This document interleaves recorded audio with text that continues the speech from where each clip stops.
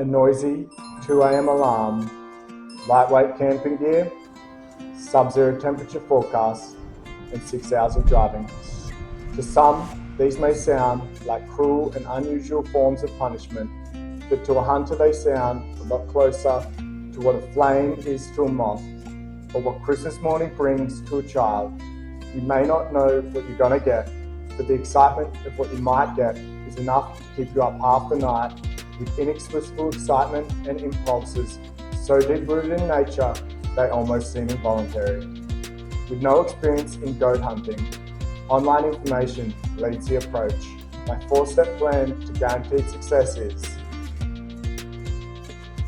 climb high, find rocky outcrops, listen, and of course, harvest goats.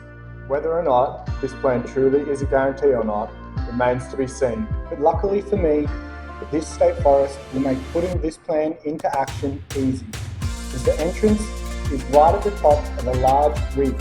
It runs directly along the edge of the boundary between the NSW State Forest and off-limits private land, with several smaller ridges and gullies that run off down into the forest. I'll be starting off by walking along the top boundary line, looking and listening for signs.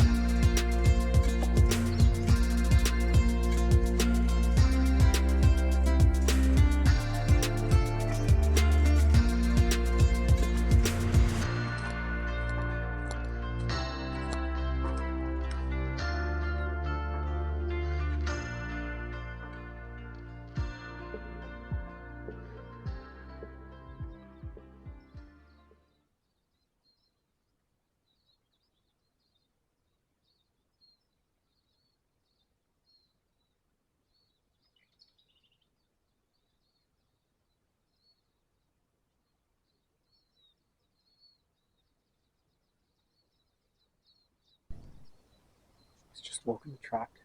I could hear some bleating off into the private property over here. It's faint, but it's definitely over there. Took a glance over and look at this.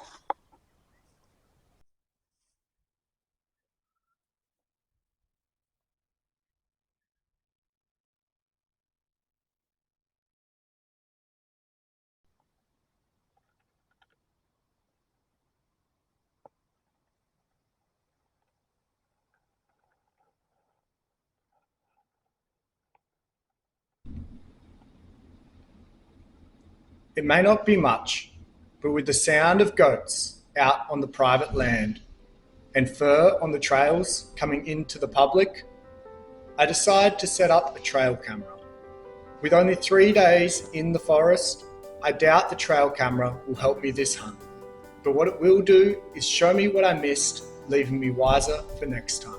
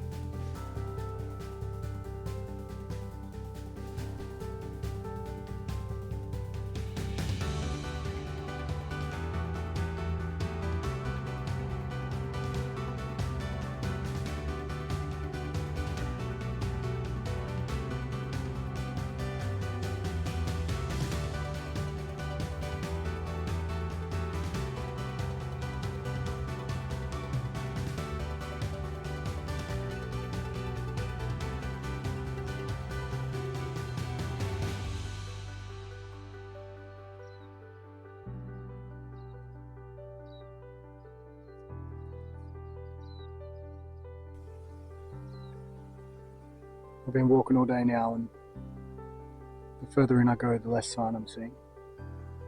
And I've come out into a big opening here, and I don't know if you can see this, but that little shadow way over there, That looks like a prime spot for goats.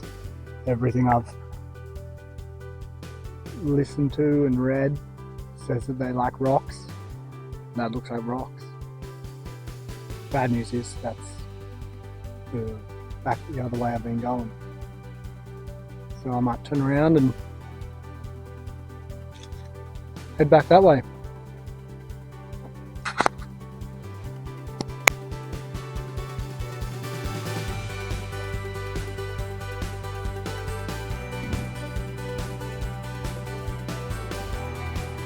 With only enough time for a few big decisions like this, and plenty of kilometres backtracking, leaves me with plenty of time to second guess my choice. I'm unsure that if with experience I'll be able to trust more in my gut instincts, but at the moment I trust my gut about as much as if I had eaten a suspicious kebab rinsed down with a few too many beers.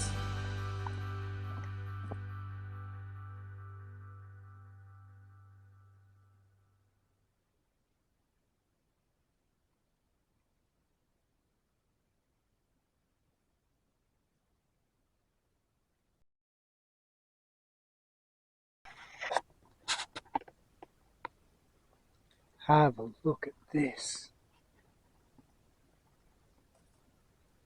Entire ground here is just littered with goat droppings. Tell you what, it's a relief after walking back 4Ks to sit here for the afternoon. If there had been no sign, I would have been pretty disappointed.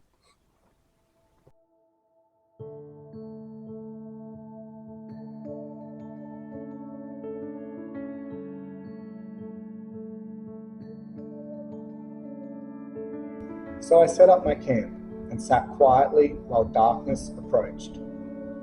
At last light, I called it a night. There would be no meat on the campfire or a fire at all.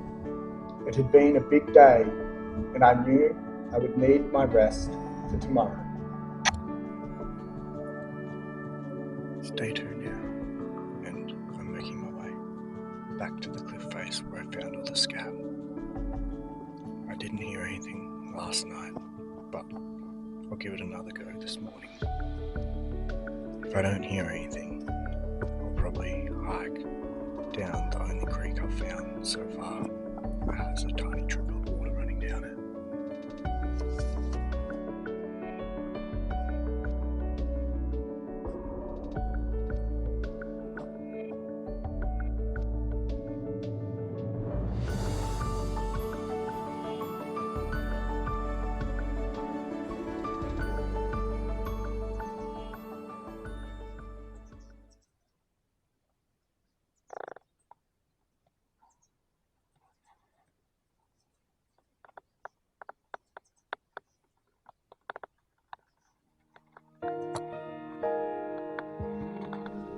Feeling disheartened from being unable to find fresh sign or lay eyes on an animal, I pack light, leaving my camp behind to follow the only trickle of water I've found so far. I drop down into the steeply edged creek, hoping that the water will accumulate as I get lower. If I'm lucky, some animals may be sunning themselves up from the water on the eastern facing slopes. A short way down and the water goes underground, along with the faith that I have in my plan. But what the creek lacks in game and water, it makes up for in beauty. The bed is scattered with carnelian agates and botryoidal chalcedonies, which promptly re-establishes an overall feeling of optimism. Just being here right now is enough.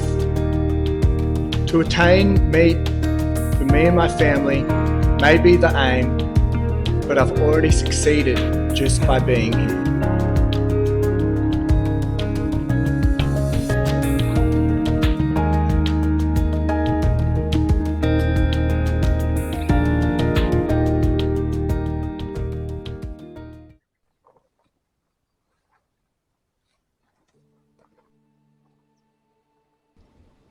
As I descend down into the forest and the ridge begins to flatten, I make my way up out of the creek bed, following game trails, only to be met by a bittersweet moment.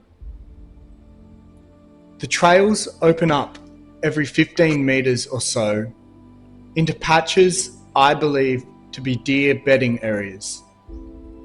It's bitter to know that no hunters are reporting deer harvested in this forest, yet sweet to know that they're here. But bitter again to see for the first time the damage and impact that deer presence has on the bush. Dead bent sapling after dead bent sapling. It's all old sign, but they could still be around. I press on with extreme caution, knowing that deer are now in the sights.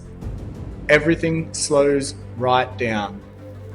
I still need to cover ground to search for water. But risking bumping a deer isn't worth rushing. So I take my time, double checking everything I can see before proceeding.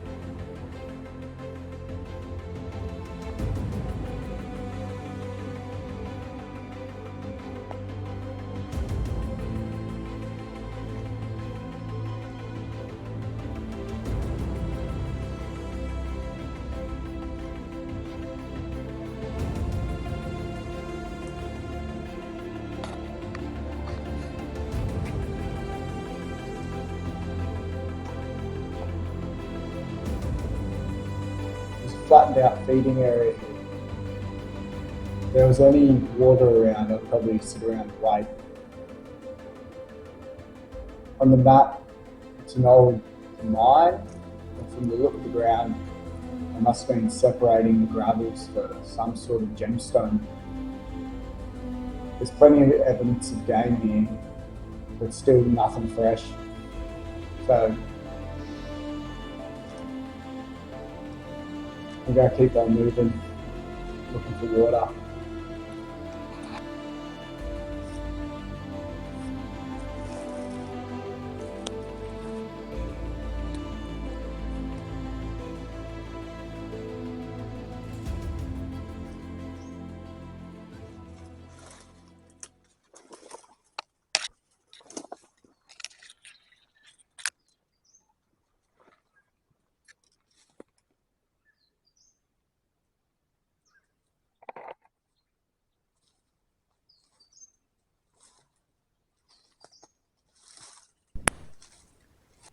Just came around the corner. You wouldn't believe it, I saw a pig about 20 meters away, just on the other side of that. One end I got goats over on private property, the other end we've got pigs on private property. Jeez, can't catch a break.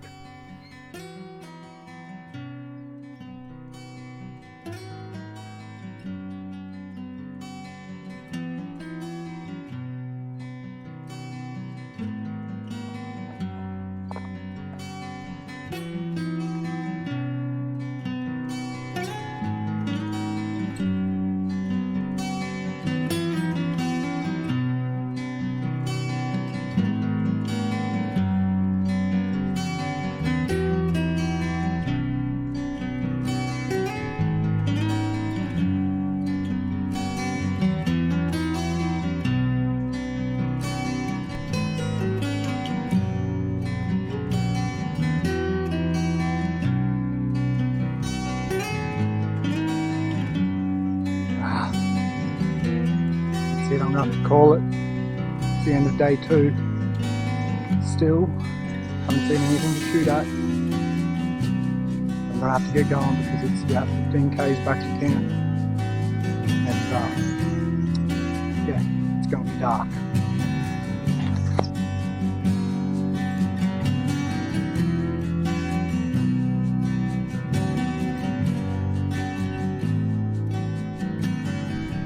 There it is.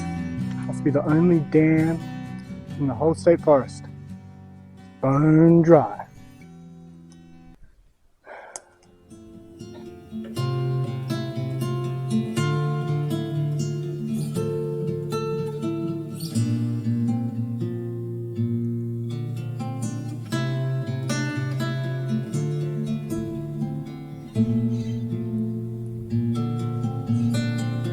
The stillness of the night brings me time to reflect on the day that has been and the decisions that I've made, with no meat for a feast, but still a fire for warmth, until I check out for the night.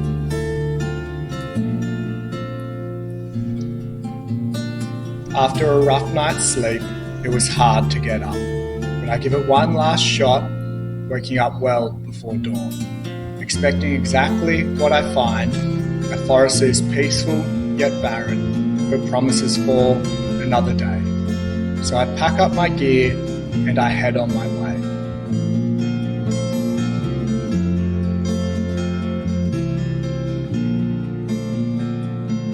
Going home empty-handed wouldn't be easy, but not all trophies are antlers and not all treasures are jewelry.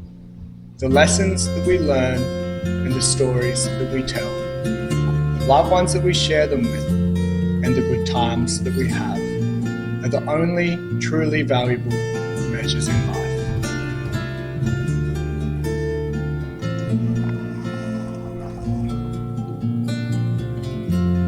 If you've stuck around for the whole video, thank you for your time. If you've enjoyed it, maybe consider liking and subscribing. If you've really enjoyed it and you'd like to support the channel a little more and gain access to the names of the forests along with custom mapping, trail camera footage, and to vote on the next forest to be scouted, consider heading over to my Patreon, where you'll get access to all of that and more. There it is. Must be the only dam in the whole state forest. Bone dry.